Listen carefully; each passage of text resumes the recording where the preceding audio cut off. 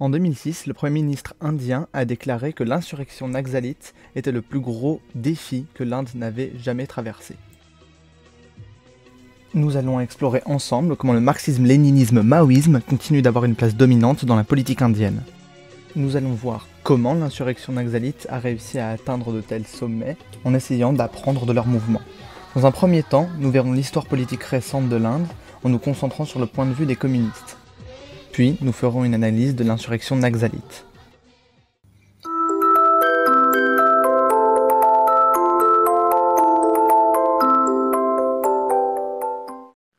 Alors, petite histoire politique rapide de l'Inde. Au début du XXe siècle, l'Inde est en majorité une colonie anglaise. La lutte pour la décolonisation est déjà lancée, et contrairement à une idée répandue, celle-ci est assez violente. Les communistes, qui sont organisés dans des partis illégaux, sont opposés à Gandhi, pour beaucoup de raisons. Ils le considèrent comme un mysticisme antirationnel, et sont également opposés à la coopération de Gandhi avec les colons anglais.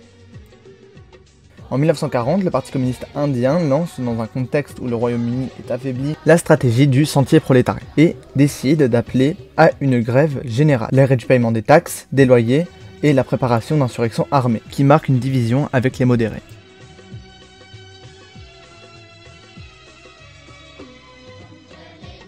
En 1942, le Parti communiste indien est légalisé et décide de s'opposer au mouvement Quit India, dans le contexte où l'Union soviétique est maintenant en guerre aux côtés du Royaume-Uni. À l'indépendance, le PCI s'est opposé à la division de l'Inde et au système de caste. La période Nehru. Le Premier ministre Nehru arrive au pouvoir après la décolonisation. C'est l'une des plus grandes figures de l'indépendantisme, aux côtés bien sûr de Gandhi, et également un personnage très charismatique. Il va promouvoir une politique de socialisme réformiste jusqu'à sa mort. Prenant le non-alignement, il va organiser des plans quinquennaux, la nationalisation de nombreuses entreprises et le sécularisme. C'est durant cette période que le PCI va devenir un parti massif, devenant la première force d'opposition en 1956. Il va être critiqué par le Parti communiste chinois pour avoir participé au pouvoir. Ce parti va se battre militairement pour libérer les territoires toujours colonisés par le Portugal et va rencontrer de nombreux succès. Problème, Nehru va se rapprocher graduellement de l'Union soviétique qui le supporte face au Pakistan. Et en 1962, il va y avoir une guerre entre la République populaire de Chine et l'Inde, ce qui va forcer l'opposition entre deux possibilités. Se rapprocher de l'Union soviétique, quitte à supporter la dictature de la bourgeoisie en Inde, position de droite, ou la refuser et rester dans l'opposition de gauche. Cela va mener en 1964 à une division du parti entre sa gauche et sa droite. Le Parti communiste d'Inde, lui, va décider de soutenir les pro-Nehru. Le Parti communiste marxiste, lui, va se rapprocher de la Chine et adopter des principes et une analyse maoïste, adoptant, par exemple, celui de la ligne de masse et critiquant le Parti communiste comme collaborationniste de classe.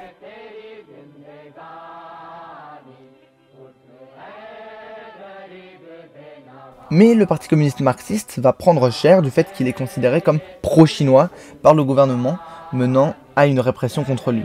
De nombreuses arrestations vont avoir lieu, y compris des cadres du parti, ce qui va faire que très vite, le parti va prendre une ligne politique ambiguë et éviter de trop se revendiquer du maoïsme.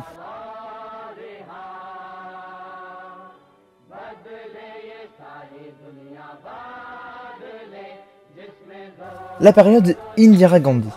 Après Nehru, la prochaine première ministre notable, c'est Indira Gandhi, qui est d'ailleurs la fille de Nehru. Celle-ci va surtout se faire remarquer pour sa centralisation du pouvoir et son autoritarisme excessif. Elle va rapprocher bien plus clairement de l'Union soviétique et entrer en guerre dans l'Himalaya contre la République populaire de Chine.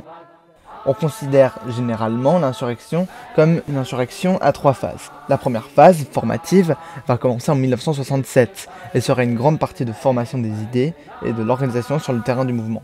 L'insurrection naxalite commence en 1967, mais les paysans communistes avaient déjà pris le contrôle des terres dès 1965-1966. Elles étaient dirigées par la gauche du Parti communiste marxiste et par des figures telles que Charu Majumdar et Kanu Sanyal, ainsi que par des paysans. Elle arrive dans un contexte particulier. Naxalbari, le village de Bengale occidental où l'insurrection a commencé, est un village très pauvre et très peu développé. Les grands propriétaires terriens sont en opposition avec les paysans et les populations tribales qui soutiennent donc massivement les communistes. Problème.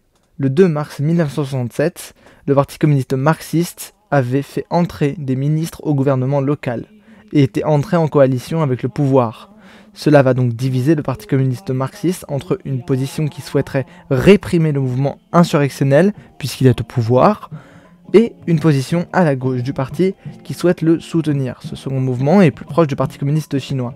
Il critique la participation du Parti communiste marxiste au gouvernement du Bengale occidental. Il va se constituer dans l'AICCR, qui deviendra le Parti communiste d'Inde marxiste-léniniste en 1969.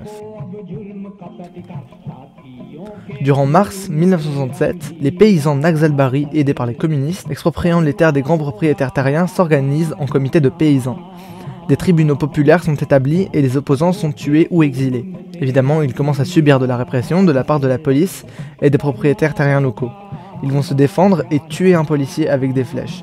Mais malheureusement, le 19 juillet, des paramilitaires sont envoyés par le gouvernement, ce qui mettra fin à la collectivisation et au comité de paysans. Certains chefs seront arrêtés, d'autres, comme Charou Majumdar, vont se cacher. Mais l'insurrection aura permis de populariser l'AICCR, qui verra ses rangs remplis de nombreux jeunes, les percevant comme une alternative révolutionnaire. Cela ne sera également pas la fin de l'insurrection naxalite. D'autres mouvements insurrectionnels paysans se sont lancés dans d'autres locations rurales peu développées telles qu'à Srikakulam. Mais bref, pendant ce temps, le Parti communiste indien va participer au gouvernement de 1970 à 1977, légitimant la répression des révolutionnaires indiens. Une grande opération de répression gérée par l'armée indienne ainsi que par les paramilitaires va être lancée en 1971 et se nommera Opération Steeplechase. Cela va détruire le mouvement et sa centralisation. De nombreux cadres vont être arrêtés ou décédés et la lutte populaire va partir de 1973 pour laisser place à une lutte pour le contrôle des campagnes et à du terrorisme dans les grandes villes. Ce qui nous mène à la deuxième phase de l'insurrection, entre 1970 et 1990, qui se caractérise par une multiplication des groupes de la taille de l'insurrection. Nos groupes vont donc se diviser en plusieurs groupes, créant encore une section dans le PCI-ML, qui s'appellera Libération. Ceux-ci vont quitter le PCI-ML parce qu'ils sont contre Lin Biao, tandis que le PCI-ML sera pour Lin Biao. Lin Biao était un général de la République populaire de Chine qui avait des idées tiers-mondistes. Il était aussi à l'origine du culte de la personnalité du président Mao. L'insurrection naxalite va donc se répandre dans énormément d'États d'Inde de l'Est, notamment l'Andhra Pradesh.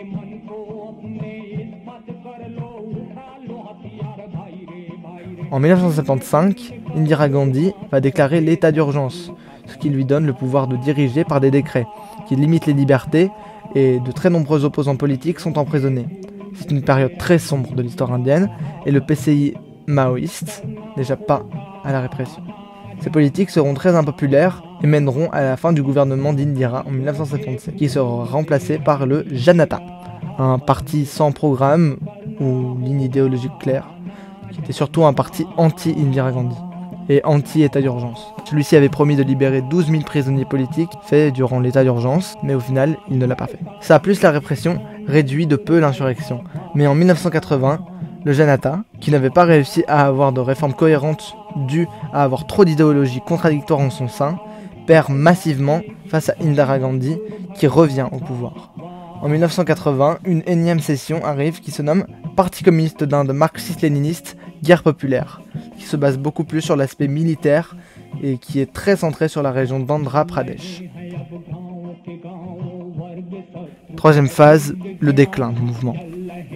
À partir de 2004, le groupe Parti communiste d'Inde marxiste-léniniste, guerre populaire, s'unit avec d'autres dans un nouveau groupe appelé Parti communiste d'Inde maoïste, qui va réussir à s'unifier avec de nombreux groupes et devenir première force dans le cadre de l'insurrection naxalite.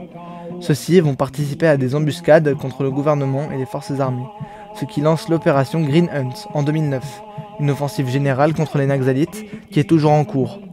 Elle a fait à ce jour plus de 2000 morts et 10 000 arrestations du côté maoïste et plus de 1400 morts du côté du gouvernement.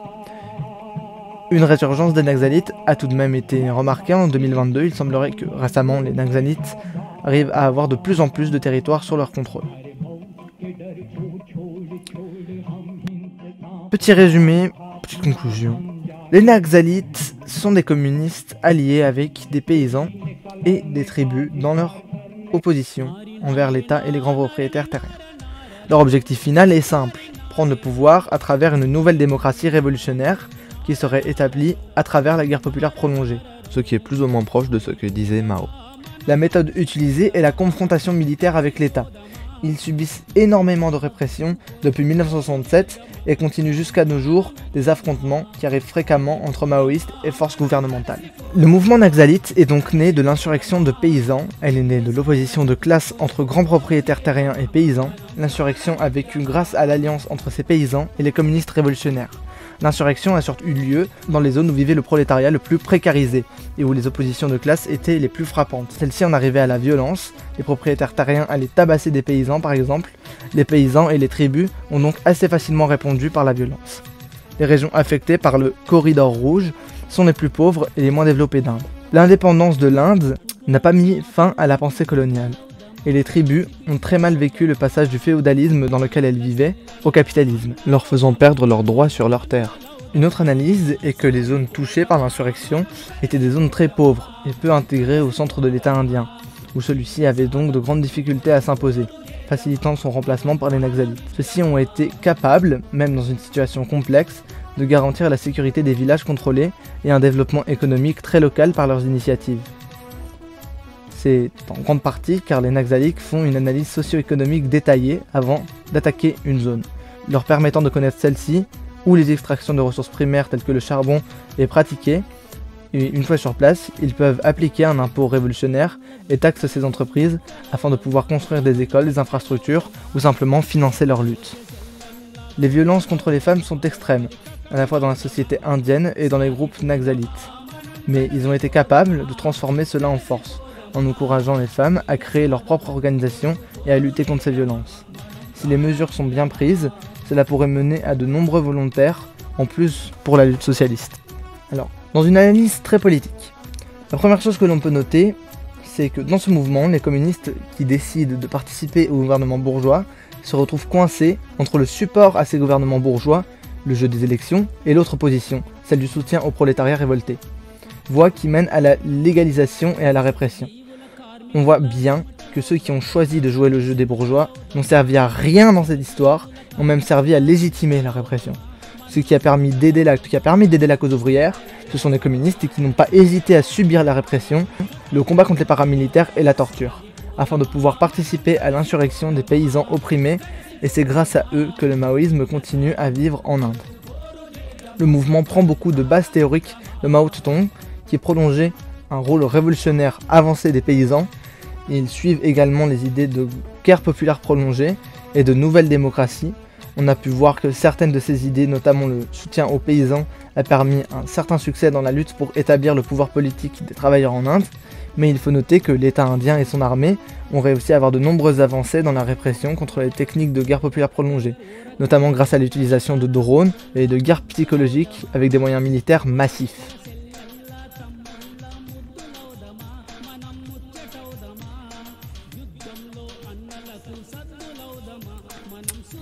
Bien, c'est tout pour cette vidéo. On compte faire plein de vidéos sur tous les sujets qui concernent les pays communistes dans lesquels il y a actuellement des révoltes, dans lesquels il y a eu des révoltes, et aussi dans les pays qui se sont proclamés communistes. Est-ce qu'ils l'étaient, est-ce qu'ils ne l'étaient pas? Bref, on va explorer toute cette partie-là de l'histoire. Ce n'est pas dans nos priorités actuellement, mais c'est dans notre agenda des choses à faire. Alors j'espère que la vidéo vous aura plu. On se dit à la prochaine fois. Ciao. Ah oui, aussi, on va bientôt avoir une vidéo sur la révolution culturelle, une de nos plus grosses vidéos jusqu'à maintenant. Alors, soyez là.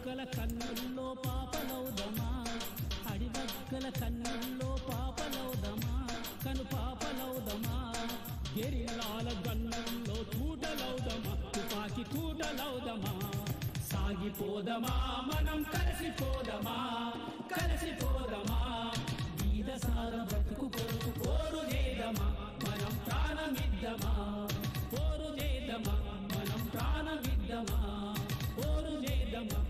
ప్రాణమిద్దమా